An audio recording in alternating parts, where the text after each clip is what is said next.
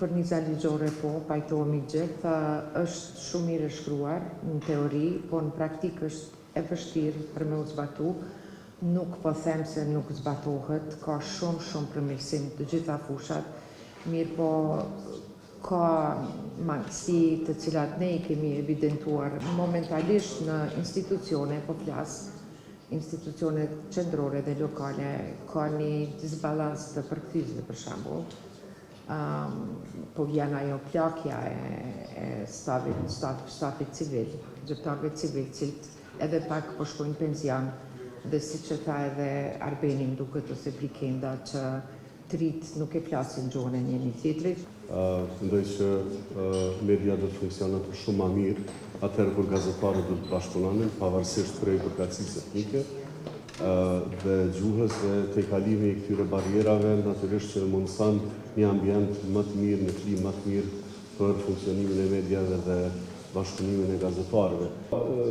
Sfida ka sidomos në kuptimin e pjesëmarrjes, e cila ndërlidhet ngushtë me arsyetime do t'i quaja klishe, që nuk kanë kohë.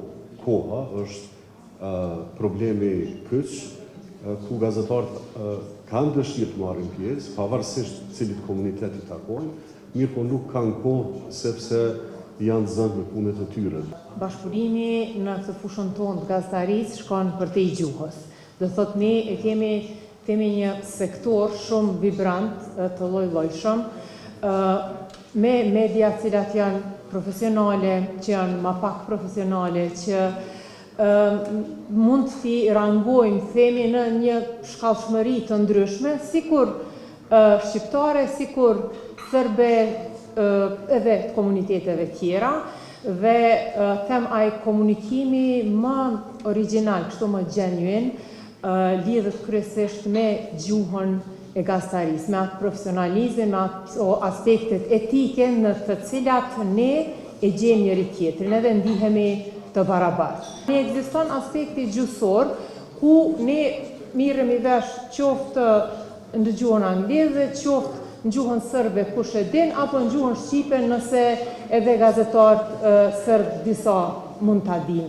Ajo çka është shumë evidente është që gjeneratat e reja më pak e din gjuhën serbe ose dhe serb gjuhën shqipe. KPM-ja ka qenë prej se është themelu çdo herë ndikume politikisht, do të thotë rrallë ka ndodhur që ndonjë antar I KPM-s ka qenë I pamvarur, rrallë. Nuk është që s'ka pasur, po ka qenë e rrallë.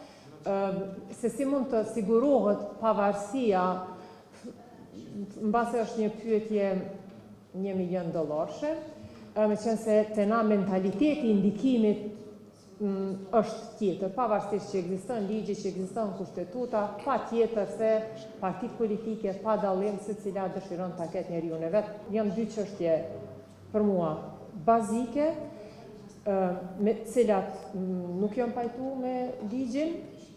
E para është që në ligj nuk është përfshi si nen I veçantë çështja e pronësisë së mediave, transparencës financiare dhe e koncentrimit.